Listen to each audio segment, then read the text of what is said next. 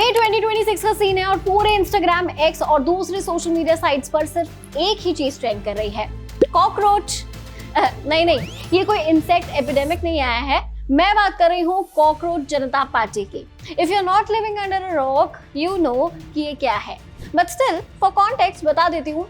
CGI Suryakant ने एक comment में जेनजी के लिए कॉकरोच वर्ड का यूज किया, बस फिर क्या था, जेनजी जनता ट्रिगर हो गई।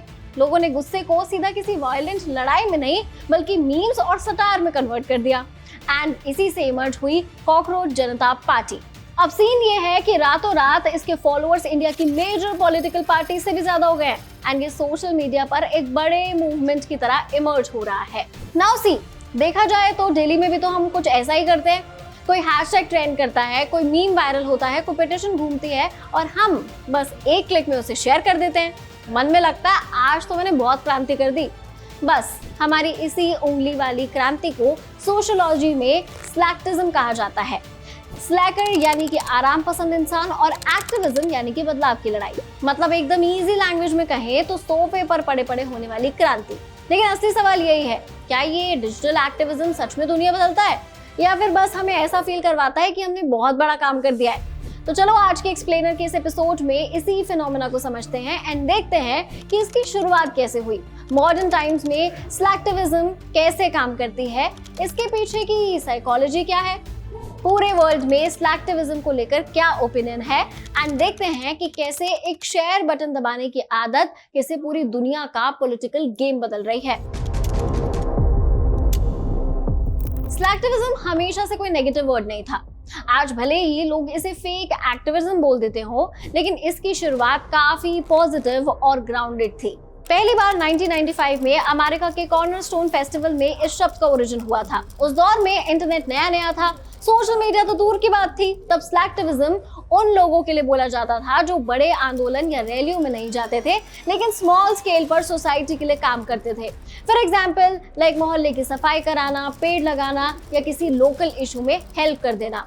उस टाइम में स्लैक्टिविज्म को इसी नजर से देखा जाता था कि छोटे लेकिन ऑनेस्ट एफर्ट्स जो सोसाइटी में थोड़ा ही सही पर पॉजिटिव चेंजेस लाए। फिर आया 2000 के बाद इंटरनेट का बूम। फेसबुक, ट्विटर और बाद में इंस्टाग्राम ने एक्टिविज्म की पूरी डेफिनेशन ही चेंज कर दी। इस टाइम में लोग मैदान में उतरने से ज्यादा ऑनलाइन एक्टिव रहने लगे। पिटीशन साइन करना, ट्वीट करना, ब्लैक डीपी लगाना या स्टोरी डालना, ये सब एक्टिविज्म बन गया। यहीं से स्लैक्टिविज्म का मतलब भी पूरी तरह से बदल गया। अब इसे ताने की तरह यूज किया जाने लगा। मतलब ऐसे लोग जो सिर्फ सोशल मीडिया पर क्रांति करते हैं लेकिन ग्राउंड पर कहीं नजर ही नहीं आते। मरियम वेबस्टर जैसी डिक्शनरी ने भी इसे डिसअप्रूविंग वर्ड्स की कैटेगरी में ही डाला है। मेल्कम ग्लैडवेल जैसे scholars called it unsure activism. बोले तो आराम कुर्सी पर बैठकर दुनिया बदलने की कोशिश। पहले सेलेक्टिविज्म का मतलब था छोटा लेकिन असली काम। अब इसका मतलब हो गया है ऑनलाइन एक्शंस। आज के टाइम में इंटरनेट पर स्लैक्टिविज्म कई फॉर्म्स में दिखता है। इसमें सबसे कॉमन है क्लिकटिविज्म। एकदम सिंपल लैंग्वेज में सिर्फ एक क्लिप में सपोर्ट दिखाना, ऑनलाइन पिटीशन साइन करना, किसी कंपनी या नेता को रेडीमेड मेल भेजना या किसी कैंपेन को लाइक करना। पूरा सिस्टम एक क्लिक पर चलता है। बड़ी बड़ी ऑर्गेनाइजेशन सिर्फ ये गिनती करती हैं कि कितने लाइक्स आए, कितने शेयर हुए और उसी से किसी भी कैंपेन की सक्सेस मेजर कर ली जाती है। आजकल तो ये एक्टिविज्म भी डिजिटल मार्केटिंग जैसा हो गया है। कौन सी लाइन पढ़कर लोग ज्यादा क्लिक करेंगे, कौन सा इमोशनल सा हुक काम करेगा, सबकी बकायदा A/B टेस्टिंग होती है। मतलब गुस्सा भी अब डेटा बन चुका है जिसे बेचा और खरीदा जा सकता है। सेकेंड वे है हैशटैग एक्टिविज्म।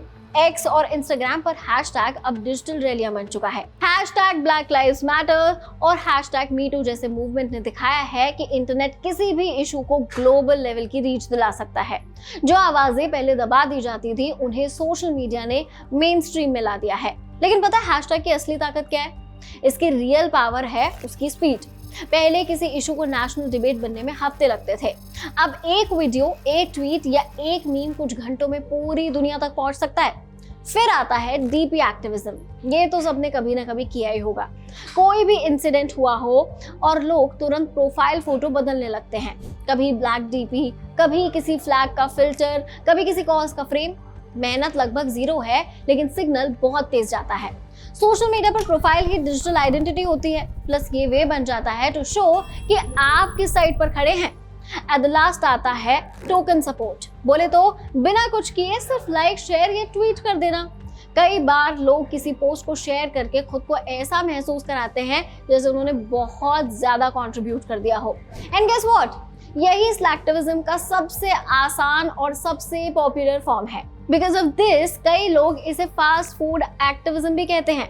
मतलब जल्दी कंज्यूम करो, जल्दी रिएक्ट करो और फिर बिना किसी रियल रिएक्शन के अगले ट्रेंड पर निकल जाओ। हम ऐसा करते क्यों हैं?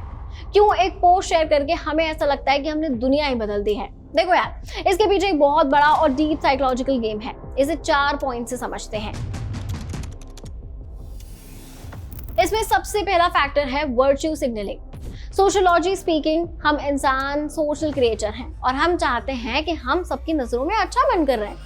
सोशल मीडिया पर जब हम किसी इशू पर पोस्ट डालते हैं तो कई बार हमारा ऑब्जेक्टिव समाज सुधारना कम और अपनी इमेज बनाना ज्यादा होता है।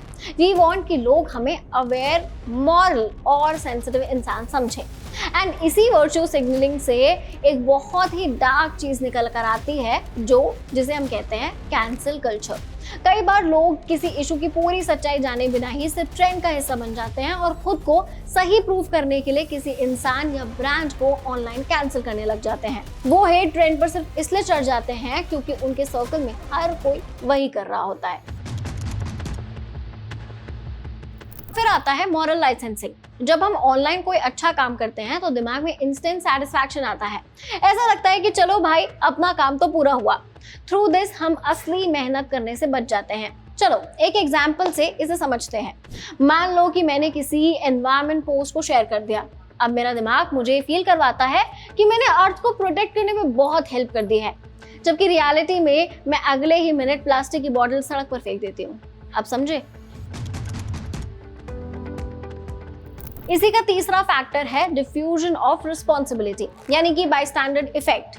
सोशल मीडिया पर जब कोई हेल्प पोस्ट वायरल होता है तो हम सोचते हैं कि लाखों लोग इसे देख रहे हैं, कोई ना कोई तो मदद कर ही देगा। इसी वजह से असली एक्शन कम हो जाता है। एंड इसका चौथा फैक्टर है डोपामाइन। हर लाइक, हर शेयर, हर कमेंट हमारे दिमाग को छोटा सा रिवॉर्ड देता है। इसीलिए एक्टिविज्म भी कई बार सिर्फ कंटेंट बनने तक रह जाता है।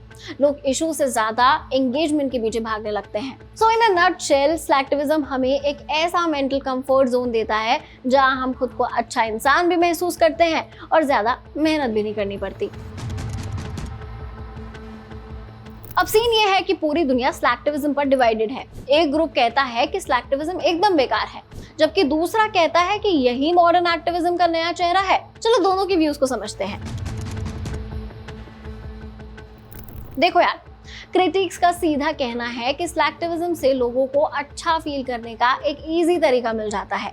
एक पोस्ट शेयर करके लोग सोचते हैं कि उन्होंने अपना काम पूरा कर दिया है एंड उसके बाद लोग उस इशू की परवाह किए बिना आगे बढ़ जाते हैं। जो इसे अपोज करते हैं वो कहते हैं कि लाइक्स एंड शेयर्स से कोई जान नहीं बचती। यूनिसेफ स्वीडन ने तो एक्चुअली कैंपेन चलाया था, लाइक्स डोंट सेव लाइव्स। उनका सीधा पॉइंट था कि वॉर जोन में फंसे बच्चों को इंस्टाग्राम लाइक्स नहीं बल्कि असली खाना और वैक्सीन चाहिए। ऑल्सो अकॉर्डिंग टू क्रिटिक्स, इस तरह के एक्टिविज्म में लोगों की एनर्जी, टाइम और रिसोर्सेज वेस्ट हो जाते हैं जो ग्राउंड लेवल पर ज्यादा इम्पैक्ट ला सकते थे। ऑथर मैल्कम ग्लैडवेल ने एक आर्टिकल में कहा था कि सोशल मीडिया वाले रिश्ते बहुत ही वीक होते हैं। असली आंदोलन तब बनता है जब लोग एक दूसरे के लिए रिस्क लेने को तैयार हो। सिर्फ ऑनलाइन सपोर्ट काफी नहीं होता। एवगेनी मोर्जेव जैसे थिंकर्स ने अपनी book the net delusion, the dark side of the internet freedom में तो यहाँ तक कहा है कि इंटरनेट स्लैक्टिविज्म की एक ऐसी जनरेशन पैदा कर रहा है जो सोचती है कि एक फेसबुक पिटीशन पर साइन करना एक इम्पैक्टफुल पॉलिटिकल एक्शन है। ऑल्सो इंटरनेट गवर्नमेंट के लिए लोगों को ट्रैक करना और भी आसान बना देता है। आप कौन सा हैशटैग चला रहे हैं, इससे गवर्नमेंट आपका पूरा पॉलिटिकल प्रोफाइल बना सकती है। रिमेंबर, यूएस प्रेसिडेंट ट्रंप ने यूएस वीजा अप्रूवल के टाइम सोशल मीडिया चेक करना मैंडेटरी बना दिया था। ठीक वैसे ही but on the other hand कुछ एक्सपर्ट्स कहते हैं कि स्लैक्टिविज्म को पूरी तरह रिजेक्ट करना भी गलत है। सोशोलॉजिस्ट जेनेब टुफेक्ची के अकॉर्डिंग इंटरनेट ने मूवमेंट को लाइटनिंग स्पीड दी है। पहले जो आवाजें दब जाती थी अब वो ट्रेंड बन जाती हैं। ये किसी भी इशू को बहुत तेजी से बड़े स्केल पर ले जाकर अवेयरनेस क्रिएट करने का काम भी करता है। ऑल्सो स्लैक्टिविज्म ऑर्गेनाइजर्स के लिए काफी हेल्पफुल होता है। किसी इशू पर लोगों के लाइक शेयर वगैरह मूवमेंट शुरू करने वालों के लिए बेनिफिशियल होते हैं। लोगों के इन छोटे छोटे एक्शन से ये समझने में आसानी होती है कि कितने लोग उसके इशू को अटेंशन दे रहे हैं और क्या आगे लोग किसी बड़े एक्शन में साथ खड़े हो पाएंगे या खड़े होने के लिए तैयार होंगे। अपार्ट फ्रॉम दैट कई लोग इसे लेडर ऑफ एंगेजमेंट की फर्स्ट स्टेप मानते हैं, यानी कि कोई इंसान पहले ऑनलाइन जुड़ता है फिर धीरे धीरे ऑफलाइन एक्शन में भी उतर सकता है। मतलब हर इंसान पहले दिन सड़क पर नहीं उतरता। कई लोग पहले मीम शेयर करते हैं, फिर पोस्ट लिखते हैं, फिर डिस्कशन करते हैं एंड अंत में किसी मूवमेंट का पार्ट भी बन जाते हैं। इंटरनेट कई बार लोगों के लिए पॉलिटिकल एंट्री पॉइंट बन जाता है। तो अब तक हमने देखा कि ये क्या है, कैसे काम करता है। नाउ लेट्स सी कि क्या ग्राउंड पर वाकई इसका कोई इम्पैक्ट है। सबसे पहले एक फ्लॉप केस की बात करते हैं। कोनी 2012 इंटरनेट हिस्ट्री का सबसे वायरल एक्टिविज्म कैंपेन था। युगांडा के विद्रोही जोसेफ कोनी को पकड़ने के लिए एक वीडियो वायरल किया गया था। करोड़ों व्यूज आए, हॉलीवुड स्टार्स जुड़े, पूरी दुनिया में शोर मच गया, लेकिन रिजल्ट कोनी स्टिल इन द विंड्स, यानी सिर्फ वायरलिटी से जियोपॉलिटिकल प्रॉब्लम सॉल्व नहीं होते। Which reminds me of our tagline and motto, virality से पहले वाइटैलिटी। Anyway, unlike कोनी, असली ice bucket challenge super hit रहा था। उसमें ऑनलाइन मजे के साथ ऑफलाइन डोनेशन भी एसोसिएटेड था। लोगों ने वीडियो बनाए, पैसे दिए और करोड़ों डॉलर्स रिसर्च के लिए जुटाए गए। यानी कि जब डिजिटल हाइप के साथ रियल एक्शन जुड़ता है तब असल में असर आता है। अब अगर अपने घर में देखें तो भारत में भी हमने ये चीज कई बार देखी है, चाहे वो निर्भया केस के बाद का गुस्सा हो या फिर हाल ही में नीट एग्जाम की कंट्रोवर्सी। नीट वाले केस में पहले ट्विटर पर हैशटैग चले, मीम्स बने, एजुकेशन सिस्टम को ट्रोल किया गया, लेकिन फिर वो ऑनलाइन गुस्सा इतना बड़ा हुआ कि स्टूडेंट सच में सड़कों पर आ गए और सुप्रीम कोर्ट तक को इंटरफियर करना पड़ा था। बट पता है स्लैक्टिविज्म का सबसे बड़ा और इंटरेस्टिंग ट्रांसफॉर्मेशन कहाँ दिखता है? Answer is Nepal.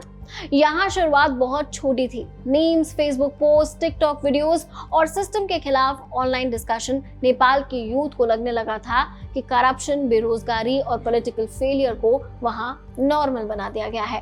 पहले लोग बस ऑनलाइन मजाक उड़ाते थे, नेताओं के मीम्स बना देते थे, छोटे छोटे हैशटैग ट्रेंड होते रहते थे। बाहर से देखने पर ये सब सिर्फ इंटरनेट का शो लगता था जिसे कोई सीरियसली नहीं ले रहा था। लेकिन धीरे धीरे वही ऑनलाइन फ्रस्ट्रेशन एक बड़े नैरेटिव में बदल गया। यूथ ने सोशल मीडिया को सिर्फ एंटरटेनमेंट नहीं बल्कि पॉलिटिकल डिस्कशन का वेपन बना लिया। लोग फेसबुक लाइव्स पर सरकार को खुलकर क्रिटिसाइज करने लगे। टिकटॉक और इंस्टाग्राम रील्स पर सिस्टम के खिलाफ ऐसे रील्स बनने लगे जो सीधा पब्लिक से कनेक्ट कर रहे थे। यूथ सोशल मीडिया के थ्रू यूनाइटेड था और यही चीज किसी भी आंदोलन का पहला स्टेप होती है जिसे कलेक्टिव फ्रस्ट्रेशन कहते हैं। फिर वही हुआ जो अक्सर सरकारें समझ नहीं पाती। ऑनलाइन गुस्सा ऑफलाइन निकल आया। हजारों लोग सड़कों पर उतरने लगे। छोटे छोटे डिजिटल डिस्कशंस धीरे धीरे मास मूवमेंट में बदल गए and the rest is history.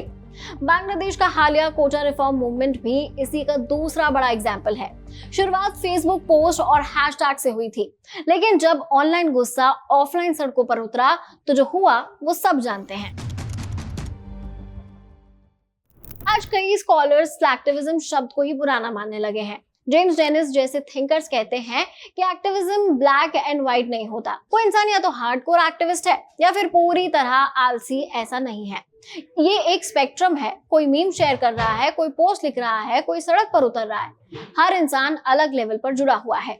इसीलिए अब स्लैक्टिविज्म की जगह माइक्रो एक्टिविज्म या डिजिटल एक्शन जैसे वर्ड्स ज्यादा यूज किए जा रहे हैं, क्योंकि इंटरनेट पर अवेयरनेस बढ़ानी भी एक तरह का योगदान ही है। फ्यूचर का असली सवाल ये नहीं है कि ऑनलाइन एक्टिविज्म अच्छा है या बुरा। असली सवाल ये है कि इसे ज्यादा असरदार कैसे बनाया जाए, क्योंकि आने वाले टाइम में आंदोलन सिर्फ सड़कों पर नहीं एल्गोरिदम के अंदर भी लड़े जाएंगे। सो इस पूरे डिस्कशन का कंक्लूजन बहुत सिंपल है। एक लाइक, शेयर या हैशटैग अपने आप में कोई क्रांति नहीं लाएगा, लेकिन इसे पूरी तरह बेकार कहना भी गलत ही है। तो इस वीडियो पर लाइक, एक शेयर और चैनल को सब्सक्राइब तो आप कर ही सकते हो। बाकी नेपाल और बांग्लादेश जैसे एग्जाम्पल्स बताते हैं कि कई बार बदलाव मीम्स और पोस्ट से शुरू होकर सड़कों तक पहुंच जाता है। इंटरनेट लोगों को जोड़ सकता है, गुस्से को दिशा दे सकता है और सिस्टम पर दबाव बना सकता है, लेकिन आखिर में असली बदलाव तभी आता है जब डिजिटल सपोर्ट रियल एक्शन में बदले। क्या लगता है, ये कॉकरोच जनता पार्टी भी ऐसे ही किसी मोमेंट में बदल पाएगा? कमेंट्स में बताओ, एंड ऐसे ही वीडियोस के लिए देखते रहो जिंदाबाद।